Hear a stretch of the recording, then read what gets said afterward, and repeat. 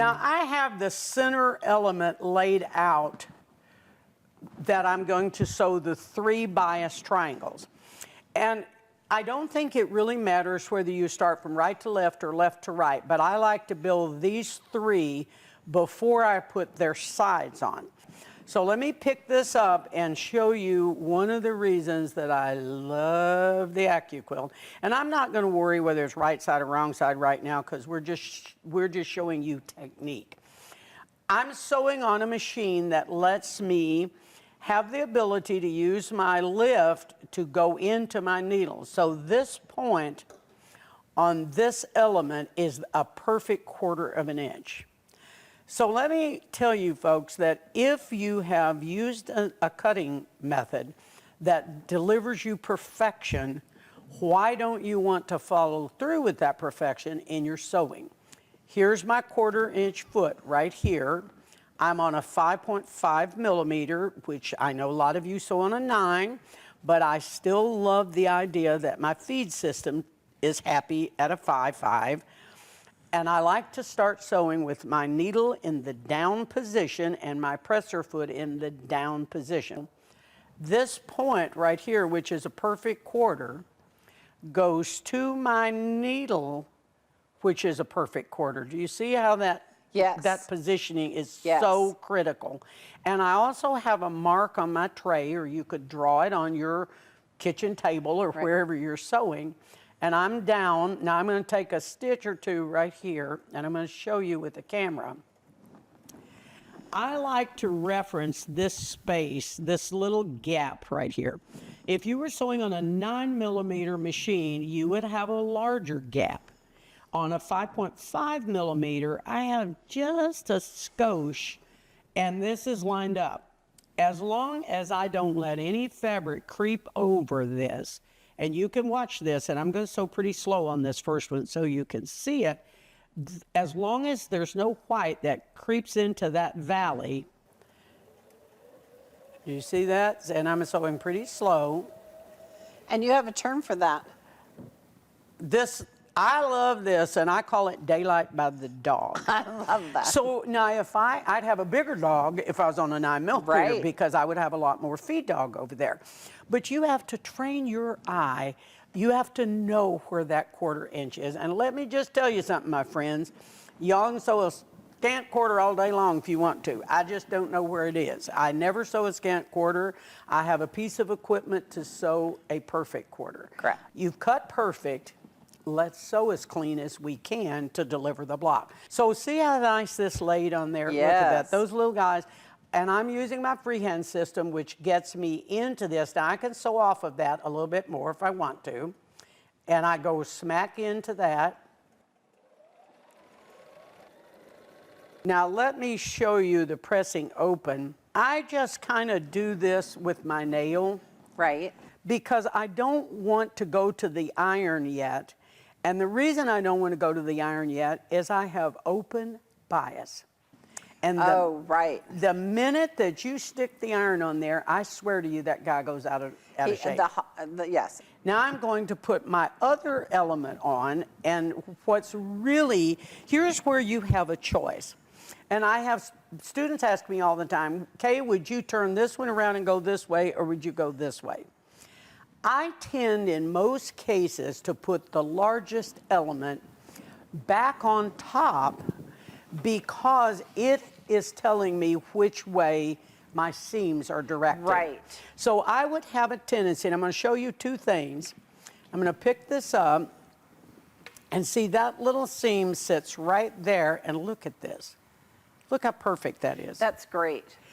I could go this way, but I have the ability for that feed dog to grab this little element right here and mess him up. So I'm going to go in with my large element on top. Now, I like cute things, and I love this stiletto, but I'm going to tell you, I don't care if you use a straight pin. I don't care if you use edge of your scissors. There's not a lot of working room, and I think the older I get, the fatter my hands get or something. But to get in here, and so I want to make sure that I'm in that position. And again, see my daylight by my dog? Yes. I'm going to take a bite. Then I double check this. And see, you don't, if you folks are pinning, it's because you don't trust your sewing machine. Or you Yes. don't trust yourself. If you like to pin, I'm not going to send the police after you. I Right. just believe you have the ability to not pin. So I'm going to go down through here. And this is how I would sew if I was home. See, here's my square, so we're going to do a little fun playing. See how that's right on there? Yes. So now, largest element already sewn on top of the other element. Look at this, folks. Look at this. Now that is really what I call perfection. Oh my, yes. Look at that. I don't worry about where the tail is till I get started because I already know, having cut this the way I've cut it, well, the way Pam cut it, actually. Right. I already know where it's going to go. So I'm going to run that guy through there. Now, you know that we got 4 of these to put on. Right. Those, all 4 of them is going to look just the same way. We're Exactly. going to put the baby on, then we're going to put the big Right. one on this one. And I do a little tweaking right here in this corner because you've got a little bulk there. Because this is straight of grain, you could hit the iron right there if your Okay. iron sits by you. I have it right You here. want to just hit that one point right there. So right here, because I'm with the batik, there's what I have to put on. It makes no difference which one I pick up first. I just got to put sides Right. on. I normally preach, try to be consistent. Okay. If you start from the top and go to the bottom, try to do that every Right. time, but I don't think it's worth having a hissy about. Now, I would, for the most part, pick this up like this, but what's going to happen when I do that? Oh yeah. So I'm going to recommend that when you do these, because your cutting has been so precise, you see how that lined up right there? Yes. I'd have to work real hard at screwing this one up. Yes, and then you could just start there where the seam is. I'm going right there, and now the bulk then is being controlled. Now some of you are going, oh, she's in trouble. Because looky here. I'm going to come right back, and I'm going to boss that guy. Daylight by the dog. Here, if I'm hitting it with a press, now see, this whole side is controlled with straight of grains. I'm going to put it on my smallest unit. Look at this. Dog ears for days. I'm telling you the truth. Now, this is almost, I mean, I don't know. I'm going to do this for a living. Wait, I do. And when I come right here where you've got a little bit of bulk, now I'm sure plenty of you going, I don't know how that woman sews with that. She doesn't need it. I just think it's cute. It's I just darling. feel good. Now, see that seam, because Pam didn't hit it with the iron. Right. You see what I'm doing? I'm Just a going to little take finger I'm going press. to take charge. I always say boss it. Just a little charge there. There, and I sewed right off. Now, I'm going to show you how fun this is. See, I've got one with this little tail on, one without, and another one with, but I can still plop in here and put this one on and still come back and put the little guy on. The little guy on. So the order, I mean, and in the book, we did give you a little bit of a direction, and the Bob also has a direction of what elements is recommended Correct. to sew.